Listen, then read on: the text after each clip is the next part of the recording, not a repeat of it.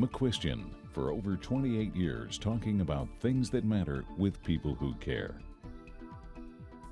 Production of McCuistion is made possible in part by individual viewers, supporters of the Foundation for Responsible Television, the University of Texas at Dallas, creating the future.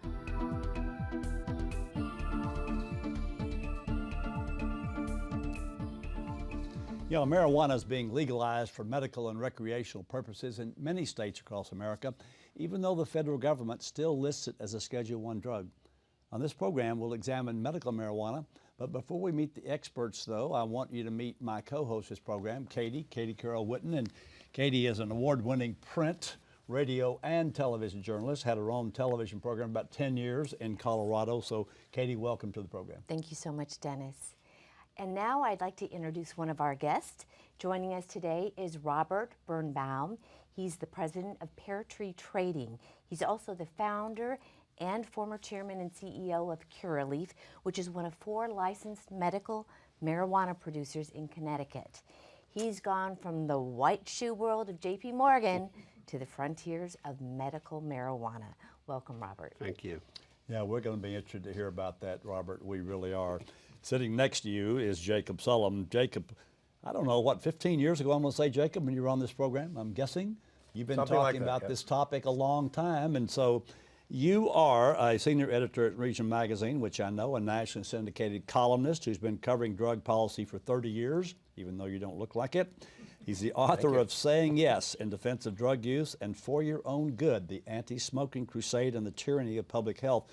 And before I ask you the question I'm going to ask you, I'm going to look at video number 3, which has to do with a little man on the street that our producer, Nikki McCuistion, did the other day about a lady who's going to talk about why she thinks medical marijuana is a good idea.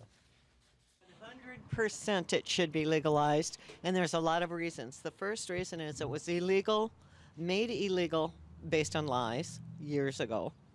It's great for your health. It's great for the environment.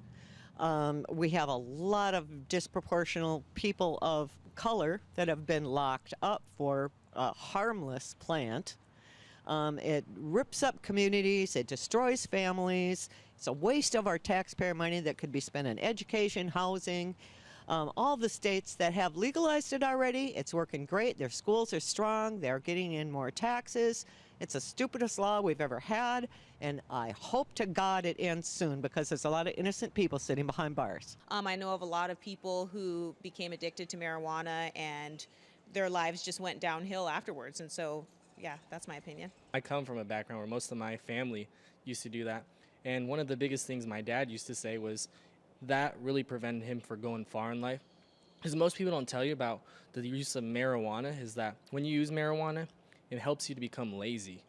And when you lose that drive to like do things, you become complacent and you lose your sense of purpose. So he said that was the biggest thing why he always felt like he couldn't accomplish things because all he wanted to do was sleep and eat and do nothing. And though his action affected my siblings and myself. From your perspective, should marijuana be legalized for recreational use? Well, I'm an economist, and we're almost unanimous in favor of that. Okay, tax it and let the market decide. Yeah, now, Jacob, they're still over their opinions, of course, but what do you attribute the great shift in sort of the American public toward in favor of this versus where you were almost out there by yourself a few years ago? Yes, it makes me uncomfortable to be in the majority now, but I think what happened is people became more familiar with this drug.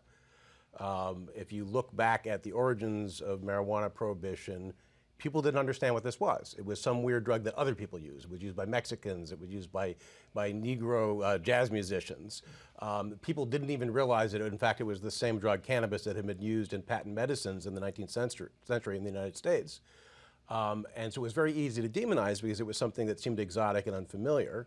And you heard all kinds of stories about how marijuana caused outbursts of irrational violence and horrible crimes and so on. For madness kind of things, if you right? Look, right, and if you look at the comments that members of Congress made when they were passing the Marijuana Tax Act, which effectively banned it at the federal level, they didn't even know what they were banning. They didn't know what it was.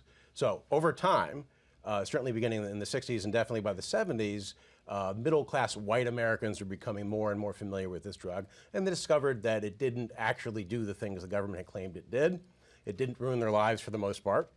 Nothing terrible happened, except if they happened to run afoul of the law. That would be the worst consequence. This is an observation Jimmy Carter made back in the late 70s. The worst consequence associated with marijuana use is getting arrested for it, getting a record for it.